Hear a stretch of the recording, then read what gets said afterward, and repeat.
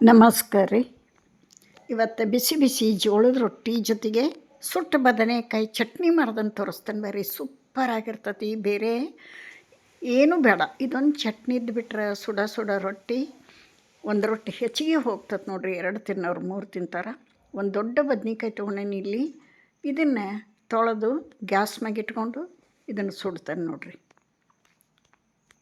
ಇದು ಚೆಂದಾಗಿ ಸ್ಮೂತ್ ಆಗಬೇಕು, ಚೆಂದ ಬೆಂದು ಬರಬೇಕದು. ಆ ಥರ ಇದನ್ನು ತಿರುಗಿಸಿಟ್ಟು ನೋಡಿರಿ, ಸ್ಮೂತ್ ಆಗೈತೆ ಎಲ್ಲ ಕಡೆ. ಈಗ ಈ ಥರ ಸುಡಬೇಕಿದನ್ನ.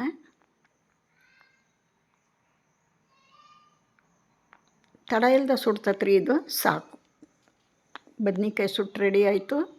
ಇದನ್ನು ಆರಾಕ ಸೈಡಿಗೆ ಇಡೋನು, ಸ್ವಲ್ಪ ಆರ್ಲಿದು. ಅಲ್ಲಿವರೆಗೆ ಇದಕ್ಕೆ ಒಂದು ಗುರಳ್ಳು ಪುಡಿ, ಹುಚ್ಚೆಳ್ಳು ಪುಡಿ ಅಂತಾರಲ್ಲ, ಖಾಲಿಯಾಗಿತ್ತು ಮನೆಯೊಳಗೆ. ಹೆಂಗಿದ್ರು ಮಾಡಬೇಕಾಗಿತ್ತಲ್ಲ, ನಿಮಗೂ ತೋರಿಸ್ಕೊಂಡು ಮಾಡಿರತ್ತಂತ ಇದೇ ವಿಡಿಯೋದಾಗ ತೋರಿಸೀನಿ. 1-2 ಮುಷ್ಟಿಯಷ್ಟು ಗುರಳ್ಳನ್ನ ಚೆಂದಾಗಿ ಚಟಪಟ ಅನ್ನೋಂಗೆ ಹುರ್ಕೊಳೋಣ. ಇದು ಆರ್ಲಿ, ಸ್ವಲ್ಪ ಆರವರೆಗೆ ಬದ್ನಿಕಾಯಿ ಸಿಪ್ಪಿ ಸುಲಿಯೋಣ.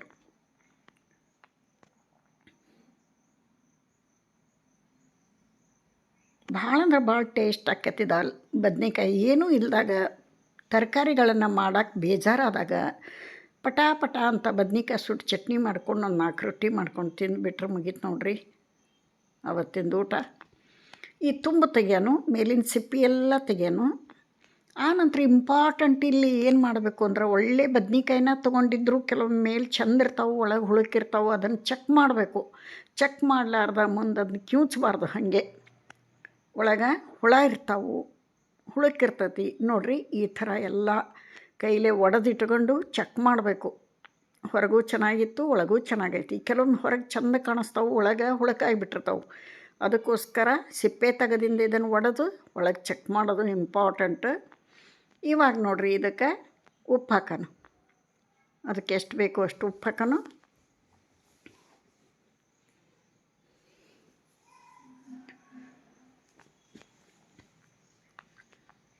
ಆನಂತರ ಇಲ್ಲಿ ಮಸಾಲೆ ಖಾರ ಹಾಕ್ತೇನೆ. ನಾನು ಮಸಾಲೆ ಖಾರ ಮಾಡೋ ವಿಡಿಯೋ ನಿಮಗೆ ಹಾಕೇನಿ, ಈಗ ನನ್ನ ಚಾನಲ್ನಾಗ ಐತಿ. ಯಾರಿಗೆಲ್ಲ ಇಂಟ್ರೆಸ್ಟ್ ಐತಿ ನೋಡಿರಿ, ಮಾಡಿರಿ. ಇದೊಂದು ಖಾರ ಇದ್ರೆ ಏನೂ ಬೇಡ, ಅಷ್ಟು ರುಚಿಯಾಗಿರ್ತತಿ ನೋಡಿರಿ. ಮಸಾಲೆ ಖಾರ ಹಾಕಿದೆ 1 ಟೀ ಸ್ಪೂನಷ್ಟು.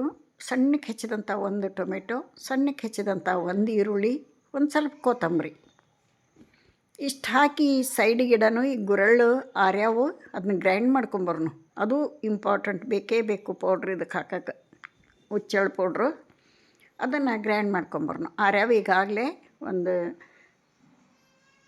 ಮಿಕ್ಸಿ ಜಾರಿಗೆ ಹಾಕ್ಕೊಂಡು ಇದಕ್ಕೆ ಸ್ವಲ್ಪ ಹಳಕು ಉಪ್ಪು ಹಾಕಿ ನೈಸ್ ಪೌಡ್ರ್ ಮಾಡಿಬಿಡ್ಬೇಕಿದ್ನು. ಎಷ್ಟು ಸಾಧ್ಯ ಅಷ್ಟು ಸಣ್ಣಗೆ ಪೌಡ್ರ್ ಮಾಡಬೇಕು.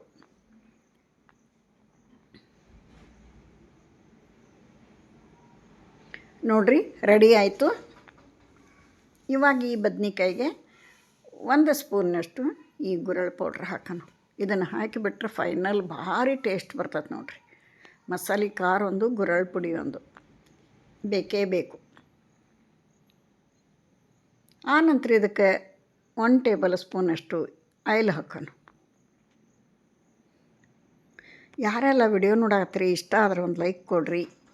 ಹೊಸದಾಗಿ ನೋಡ್ತಿದ್ರೆ ಪ್ಲೀಸ್ ಸಬ್ಸ್ಕ್ರೈಬ್ ಮಾಡ್ಕೊಂಡು ವಿಡಿಯೋ ನೋಡಿರಿ ಅಂತ ರಿಕ್ವೆಸ್ಟ್ ಮಾಡ್ಕೊತೀನಿ. ನೋಡಿರಿ, 1 ಟೇಬಲ್ ಸ್ಪೂನ್ ಆಯಿಲ್ ಹಾಕಿ ಚೆಂದಾಗಿದ್ದನ್ನ ಕಲಿಸ್ಬಿಡೋಣ, ಕೈಲಿ ಮ್ಯಾಶ್ ಮಾಡಿಬಿಡೋಣ. ಇನ್ನು ಬಿಸಿ ಬಿಸಿ ಜೋಳದ ರೊಟ್ಟಿ ಅಂತ ಕಡಿಮೆ ಐತೆ ನೋಡಿರಿ. ಇದಕ್ಕೆ ಸುಡೋ ಹಂಚಿನ ರೊಟ್ಟಿಗೆ ಇದನ್ನು ಹಚ್ಕೊಂಡು ತಿಂದುಬಿಟ್ರೆ 1 ರೊಟ್ಟಿ ಜಾಸ್ತಿ ಹೋಗ್ತತಿ. ಯಾವ ಪಲ್ಯಗಳು ಬೇಡ. ಟೈಮ್ ಇಲ್ದಾಗ, ಮಾಡೋಕ್ಕೆ ಬೇಜಾರಾದಾಗ ಈ ಥರ ಮಾಡ್ಕೊಂಡು ತಿನ್ನಿರಿ, ಟ್ರೈ ಮಾಡಿರಿ, ಸೂಪರಾಗಿರ್ತತಿ. ಒಂದು ಬೌಲಿಗೆ ಸರ್ವ್ ಮಾಡಿ ತೋರಿಸ್ತೀನಿ.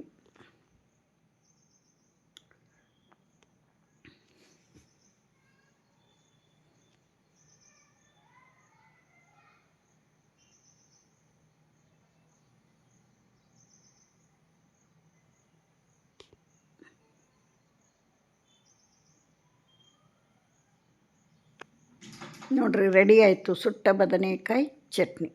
ಬಿಸಿ ಬಿಸಿ ಜೋಳದ ರೊಟ್ಟಿಯೊಂದಿಗೆ ಒಳ್ಳೆ ಕಾಂಬಿನೇಷನ್. ರೊಟ್ಟಿನೇ ಬೇಕಿದಕ್ಕೆ, ಚಪಾತಿಗೆ ಹೊಂದಂಗಿಲ್ಲ, ಅಷ್ಟು ಜೋಳದ ರೊಟ್ಟಿನೇ ಬೇಕು.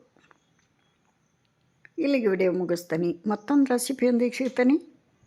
ನಮಸ್ಕಾರ.